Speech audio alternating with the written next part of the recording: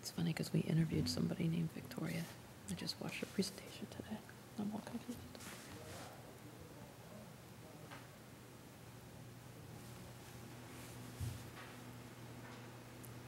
Okay. I believe we are now live. Okay, it is 7 o'clock on Tuesday, September 9th, and I am calling the Select Board meeting to order. Please stand for the Pledge of Allegiance. I pledge allegiance to the flag of the United States of America and to the republic for which it stands, one nation, under God, indivisible, with liberty and justice for all. Okay, our first item tonight is executive session. I move to enter into executive session pursuant to Mass General Law, Chapter 30, Section 21A2, to conduct strategy sessions in preparation for negotiations with non-union personnel or contract negotiations with non-union personnel. And this is related to the executive assistant, to the town manager, and select board. I'll second that motion. Okay, any further discussion? And it'll be a roll call vote. Glenn? Aye. Brian? Aye. And an aye for myself. We are in executive session.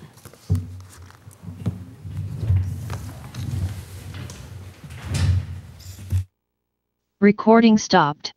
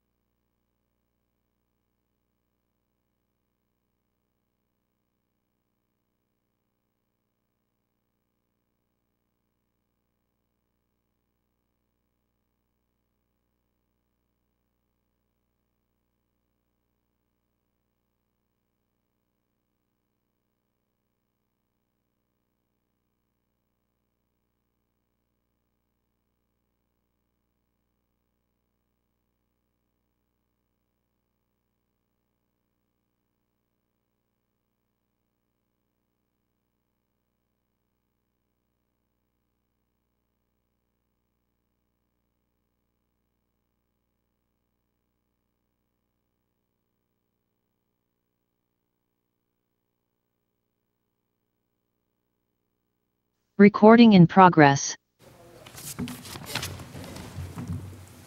Folks in the Okay. booth, we are back.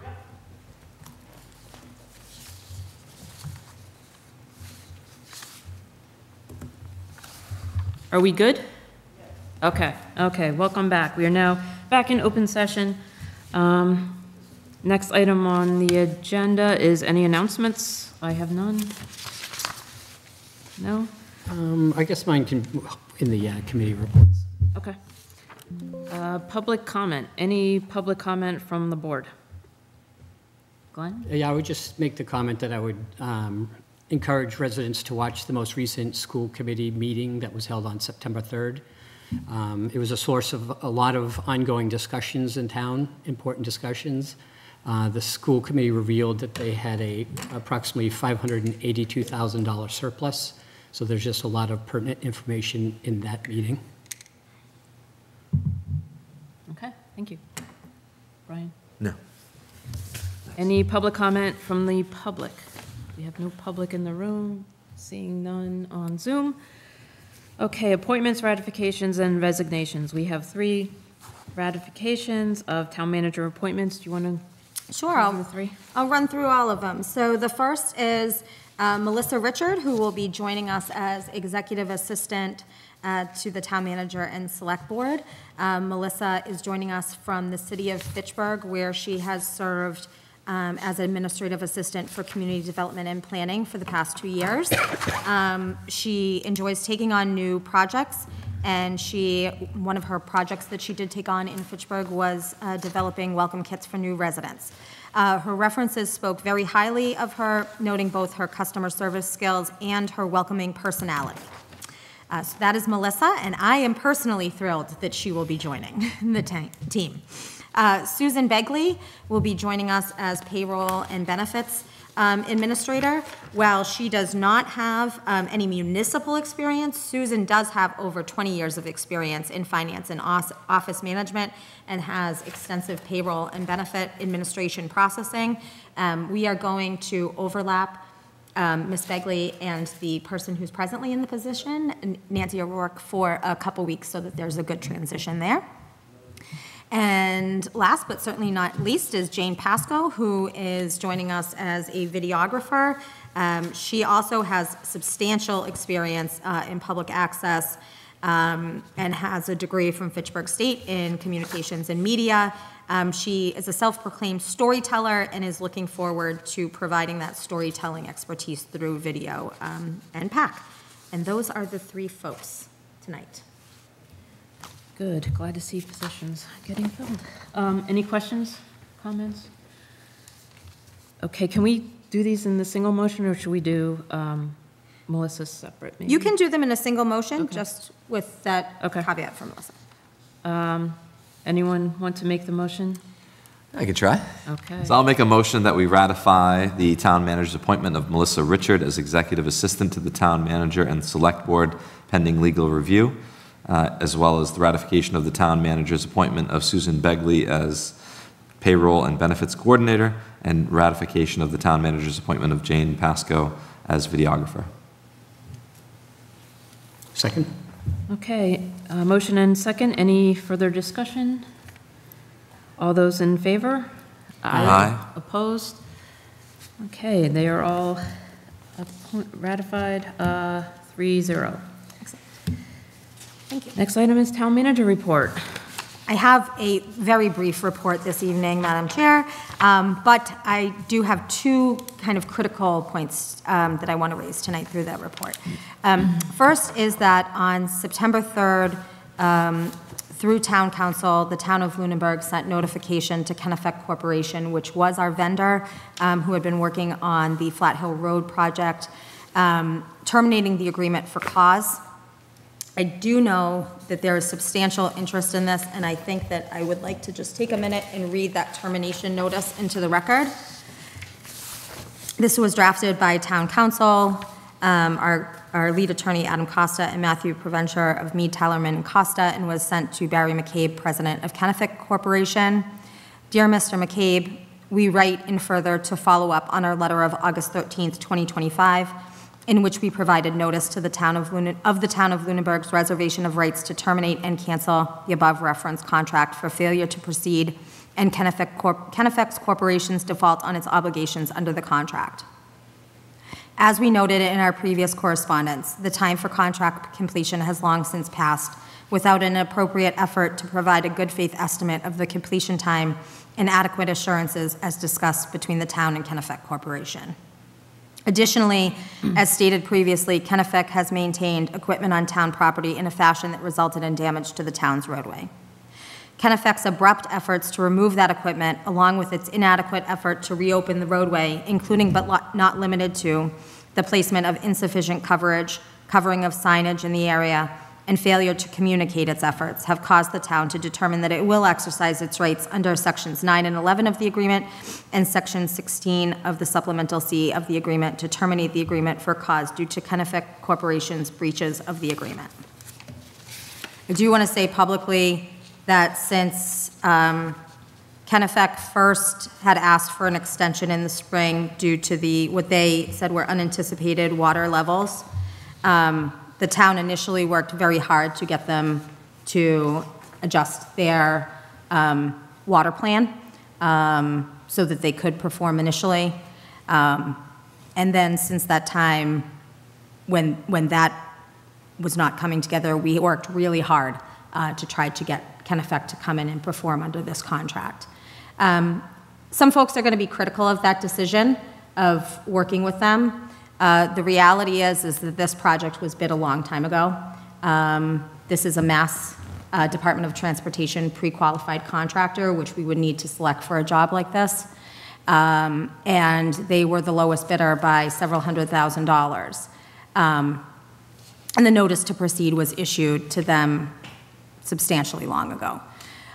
So what that means in reality is that if we are to rebid this project, it's likely to be, most likely, it's likely to be substantially higher, which is why we were trying to really hold the four corners of this agreement together, and also because in rebidding it, it's not like somebody can just walk in tomorrow and take over. They will have to get their own design team to design and construct whatever is going to be constructed for the culvert and all that. So there's a substantial delay. Nonetheless, we have decided to terminate that agreement. So that is where we are. So that is what is known. I know that there's going to be questions about whether and when we can reopen the bridge. As folks recall, Massachusetts Department of Transportation, after their bridge inspection, they said that they would not reopen the bridge. So we are trying to make the determination of whether or not to reopen the bridge. No folks are going to call and ask when that decision is going to be made. When that decision is made, it will be publicly announced. So this is the only public announcement that I have on this at this time, but we have terminated the agreement with Kennebec, but I'm happy to answer any questions of the board on this. Does this now mean you can go back out to bid, now that it's terminated, or? Yes, but. So there's also grant funds Okay. that are here, and so we're going to need to first work with the state to make sure that we can get an extension on those grant funds. Okay. I'm thankful for the additional Chapter 90 funds that we're seeing this year, because otherwise it potentially, if we didn't have enough other funds available, would also be going to town meeting for more funds for the project, because it's likely not going to be in the same ballpark. Anything else on this one? Okay. Also on September 3rd, I received a memorandum from Dr. Jody Fortuna, school superintendent, regarding a budget surplus of approximately $582,114.44. This information was formally shared with the community on the September 4th, 2025 meeting of the school committee. Naturally, there have been many questions asked, opinions raised, and a lot of reactions to this information.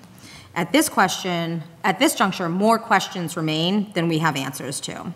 But I did meet with the school superintendent and school business manager this morning. The superintendent and her team have received a lot of questions that I think are on point, are valid. She agrees, and they're going to be digging in to answer those questions open and honestly.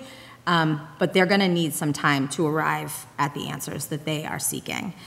This is not simple as running reports and seeing what happened. They really need to drill down. The superintendent is planning on hosting a Q&A session, or the school committee, rather, is planning on hosting a Q&A session at the next school committee meeting. So in that conversation, one of the things that we discussed is of that $582,000 surplus, we're showing right now in the books, we're showing $114,000 encumbrance. What that means is that, and for folks who are watching who don't know what an encumbrance is, I'm going to go through a very 101 version of this for you. So our fiscal year closes on June 30th of each year, and we don't always have all the bills in that are due to our vendors by June 30th.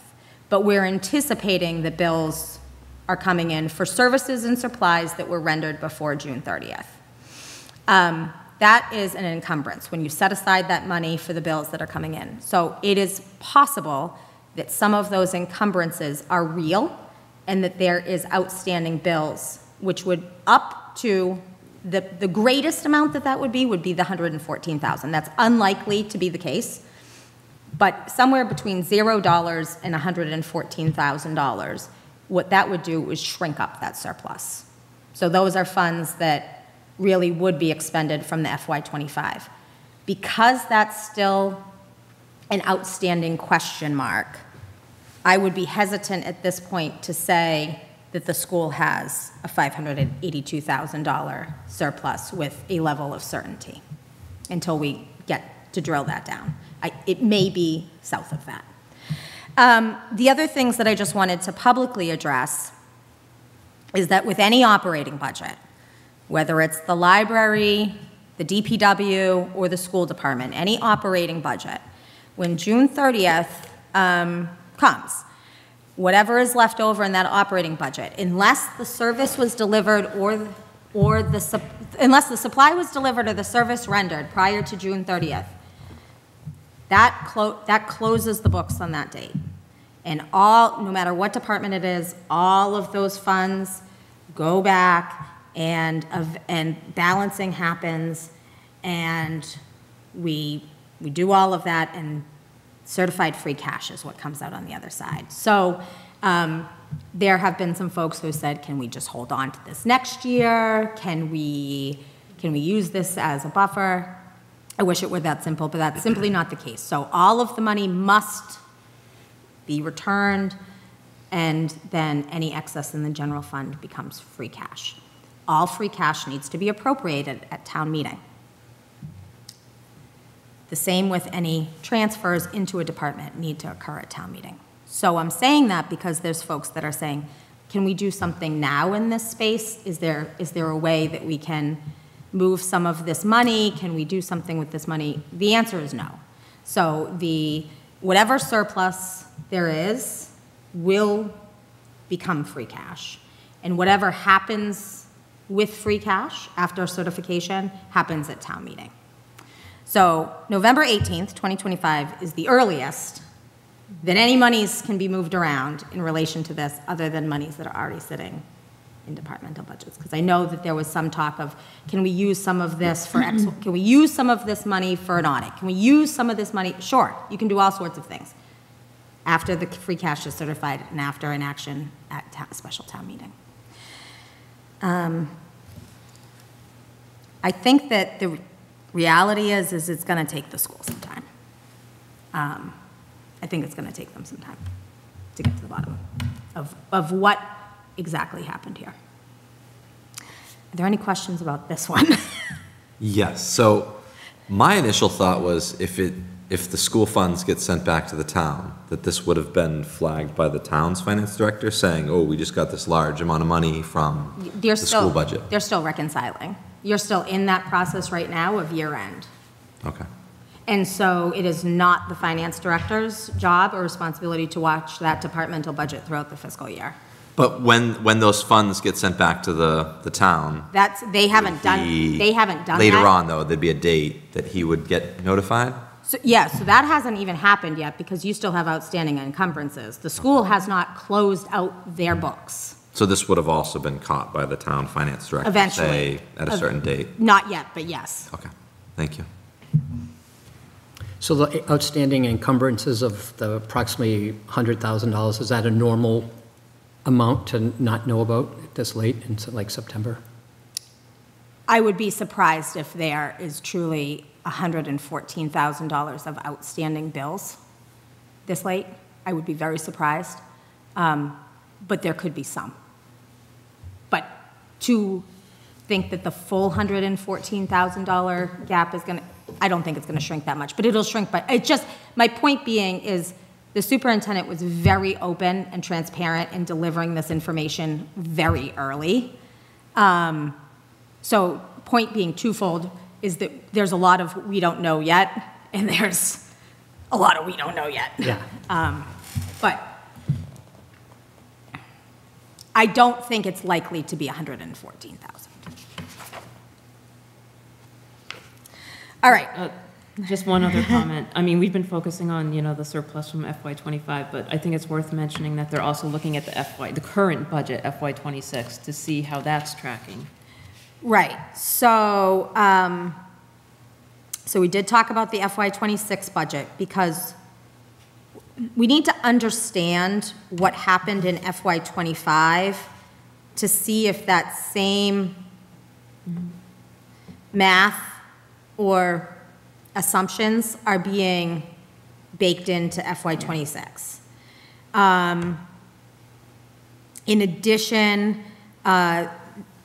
so they need to do work to see what this wasn't the team that was in place that created the FY26 budget, right? So for every single line of the budget, they basically are going to need to go through and look at what those assumptions were and do they prove out to be true. That whole project will take them months.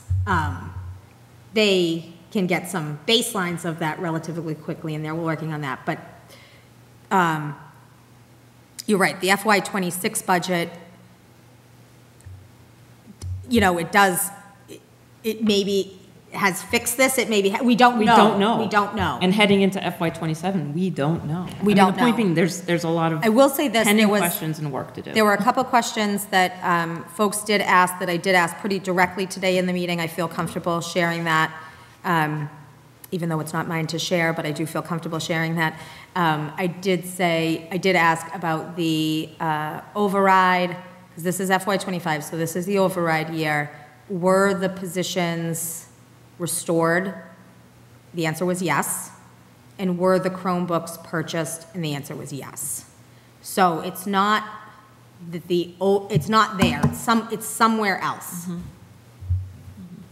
And I think the superintendent, she spoke to some of where she thinks that maybe, right, in that meeting. But it's going to take them some time. Yep. All right. September 13th, 2025, this Saturday, from 12 to 2 is the Whalum Park event. Please, if you have photo memories of yourself enjoying Whalum when you were younger, we're dying to see them. We're dying to put them on the wall. Send them in for the memory wall. We hope to see you there. Apparently, I have a Whalum Park t-shirt that was just ordered, so I'm official now. Neshoba Associated Board of Health is holding a vaccine clinic on September 30th at the library from 3 to 5. They have partnered with Westminster Pharmacy to administer regional vaccinations for folks 5 and up. They're doing flu and RSV. They don't know if they're going to have any COVID vaccine, but flu vaccine, RSV vaccine, 5 and up. Tuesday, September 30th at the library. For more information, visit neshoba.org. And they are still conducting their community health survey. They're kind of making a little competition now between the towns. We're in second place. I don't think it's acceptable. So the survey is open until September 30th. Recruitment has gone down a little bit. So the recruitment is the same as last time, but I'm going to read through it anyways. Dietary aide, 9 hours per week. Meal site worker, 36 hours per week. Equipment operator, full-time and intermittent. Full-time is 40 hours a week. Intermittent is various. a videographer for 2 to 10, a land use director, 40 hours a week, children's staff librarian, 32 hours a week, finance director, 40 hours a week, admin assistant to the building department, 36 hours per week. This one's new. Recreation director, 19 per hours a week, has been advertised, and the library page and seasonal cemetery laborer are still there, and all the same vacancies on board committees and commissions. One last call for the Montechusett Regional Vocational and Technical School Committee, if folks are interested. We do have one applicant for that, but if folks are interested, submit your applications. And that is all. Thank you. Any other questions, comments, discussion? Okay, we have no minutes, warrants, right? I don't No, see a file there. nope. Any action items from anyone? Okay, committee reports. Glenn? So I went to the Lunenburg Business Association meeting this morning at the library, and I just thought it was important to share that they are having, this Saturday, September 13th, at Settlers Crossing Country Club at 11 a.m., they are having their 4th annual golf and cornhole tournament. Again, that starts at 11 a.m., and it benefits the club. So I just recommend going to their respective Facebook pages for information, but of course it is, you know, a golf tournament, cornhole tournament. They'll have food for sale by the Lions. Raffle tickets are also available remotely. You can buy them online as well as there. Apparently they have a lot of good raffles. Planning board had a pretty routine meeting Monday night. They did have an interesting public hearing on 1083 Northfield Road. A developer received a variance, had previously received a variance from the ZBA Zoning Board of Appeals on May 28th of 2025 for a 5-way driveway, common driveway. The bylaw limits it to 4, but the developer was able to get a variance from the ZBA. So on Monday night, the planning board had a public hearing where they did grant the special permit, and it was just an interesting discussion by the board. October 27th, they are having a public hearing on the town meeting article for the municipal bill, MBTA Communities Act. There's also information, they have information sessions on YouTube videos about that for further information, but again, a public hearing at their meeting on October 27th on that MBTA Communities Act. They did have an interesting warning for scammers have encompassed the permitting process for people coming before the town. So if you do watch the meeting, you'll get the full warning, but you just have to, if you are in the application process with the town, just be very careful if you get a bill, particularly if you weren't expecting it. If you do receive one that you have questions on or weren't expecting, just make sure you get the appropriate telephone number from the town's website to call with any questions. Do not use the mailing that you received. The Library Board of Trustees, their meeting will be Thursday, September 18th. I was unable to do the Agricultural Commission meeting because it conflicted with the Planning Board meeting, so I haven't watched that yet, but they do, as mentioned previously, have an upcoming farmers market on Friday from 4 p.m. to 7 p.m. at the TCP, for those of you that are newcomers to town. That's the Thomas C. Passio School. Saturday, September 27th, they will have the Agricultural Fair and Farmers Market at the same location from 10 a.m. to 2 p.m. Various events there as Touch a Tractor, hay rides, games, food, and music, and nothing else to report. I had the school committee met on September 3rd. The chair had reported the budget surplus of the approximately $582,000 that we talked about tonight. The primary school is going to have their picture day this week. Open house events are scheduled throughout September, and the first school dance at the middle school is October 3rd. The superintendent said there was enrollment was 1,593 students across all schools. Peter Beardmore reported on the capital planning committee and urged prompt action on budget requests due by October 1st. The Board of Assessors met also on September 3rd. They had the residential, commercial, industrial, and chapter land growth assessed at $27,324,570.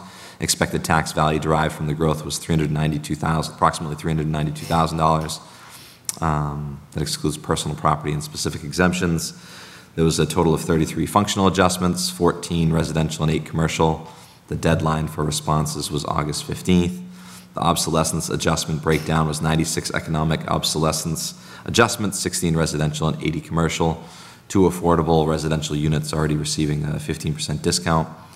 They're going to follow up on inspections and adjustments based on responses by August 15th. There were the means tested exemptions. There were 8 applicants received. All appeared likely to qualify. The deadline for applications was September 3rd, and they had 1 invoice related to chapter land on 47 Prospect Street was reviewed and signed. Their next meeting is October 1st, and they are still looking for 1 more member if people are interested in Board of Assessors. That's all I had. All right, thanks. I do not have a committee report this evening, so that brings us to the upcoming meetings and event schedule. So we will have a very short Zoom-only meeting on September 15th. That's a Monday, this coming Monday. Then our next meeting will be September 23rd, and the tri-board meeting is on September 30th. Any public comment from the public? Yeah. John Bowen, I think. Looks like we have some on Zoom. Yeah, I Yeah, think it's John. John, Mr. Bowen, if that's you with your hand raised, you want to unmute? JB? Yep. It's, Okay. Hi, how are you? Sorry, that's, yeah. It says JB. So, John Bowen, 162 Highland Street. Thank you very much. Can everybody hear me okay? I just want to be sure. Yes. All right, very good, very good. So my concern is the Flat Hill project, and I understand that town council is, and obviously the town is going to end up in litigation with this company. So the aspect of the project itself being bid so far out and then the work not coming to fruition to a number of years later resulted in, and obviously the company, I can say this for certain because this is a pretty common situation with contractors, that the amount for litigation or settlement far outweighs the actual costs of which the contractor would have to pay and not be paid to be able to complete the project under contract. The concern that I have is that the residents on Flat Hill should be made whole in any litigation that is done, that the action that is taken against the contractor should far exceed their contract as a means to tell that contractor and any contractor that comes to this town that they will not play a game, a legal game, to be able to come to a settlement agreement of some sort, to be able to cut the costs for which they have individually made a mistake in bidding their project, as well as bringing that project to fruition in the proper amount of time. That's just my experience in the construction industry, owning a construction business that did DCAM certified work, and that goes on a lot with general contractors that are DCAM certified. But if the litigation itself exceeds the amount of money for which the contract was outside of a settlement, to be able to get money in return might take 6 or 7 years. It's well worth the wait. I just wanted to mention that. Thank you. Thank you, Mr. Bowen.